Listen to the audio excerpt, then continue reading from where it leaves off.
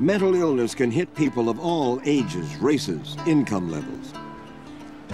More than 500,000 New York City residents every year receive mental health services right in their own neighborhoods.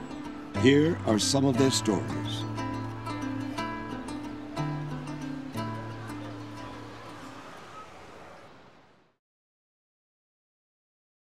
I was in the hospital for 1 year and 7 months.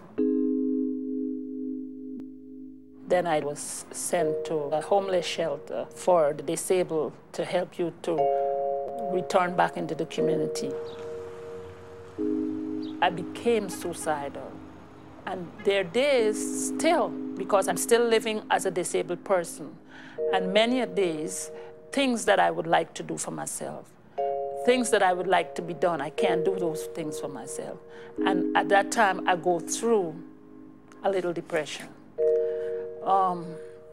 And it nags at me, but I can get through the day because of my constant service. At the time when Justin was being discharged from the inpatient unit, the staff felt that Justin would belong best suited in a residential facility.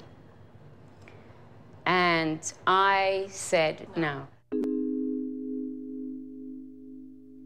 So they said to us, we will discharge Justin when we get a group which is known as home-based support. Every week I get one-on-one, and then every week I go to the group therapy. They decided on a regimen for Justin to have a respite worker come in the home as soon as Justin comes from school. Due to that service and that center, I was able to prove to the state that I am capable, as a disabled mother, to have my 3 kids back home with me. I'm also a victim of domestic violence, and my kids went through that. And, thank God to the mental health services, because we were able to go to therapy together. And we're still working because, it affected my kids very much. There wasn't enough food in the household. And they made it their effort to get state monies, even if it was from their agency, so that there would be food in the household. Then they assigned us a worker whose job was to take us to fill out papers to get food stamps and Medicaid, and to look to see if there was any other help on the outside basis that the family wasn't aware of that they were eligible for.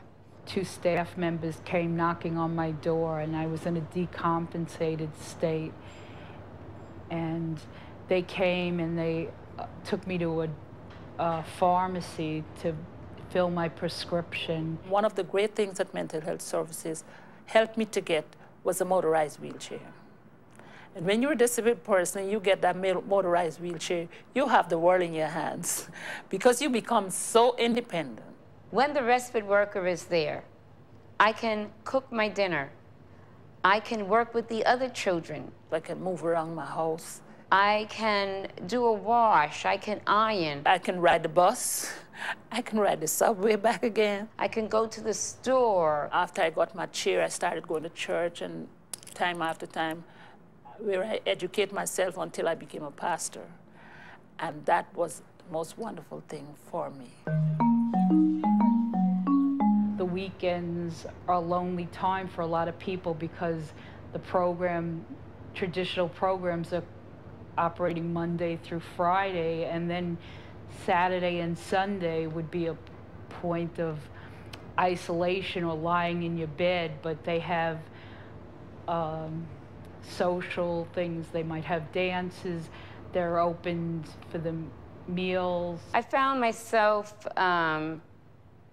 having no friends, no type of social activity, and as well as Justin having no social outlet. And so these agencies provided us with recreation, not only for Justin, but for the other members of our families. They even included the siblings. I feel like the light switch is turned back on. I have the energy again. I have, my thoughts are flowing. I can write. I feel confident again. If you had seen me at that time, no, you would not have seen what you're seeing here now. You would not have seen. You would have seen a person who is drawn, who is pitiful, you know, and a person who thinks that the end of the world is here. Perhaps if they weren't there, maybe the family would become so shredded, we would have to put him in residential care. And that would be, it would hurt our hearts, and it would certainly hurt the child. He would feel like we put him away. It just felt great to move in here and have a place that I could once again call my own, that I had the key and I had the place and I had a bed and a kitchen and a bathroom, and I was home again. They help you get back into the mainstream, but it embraces you. Life just blossomed for me. And I just get more energy to be more radiant, to be more strong. That's something that we have to deal with. We cannot keep it inside of us.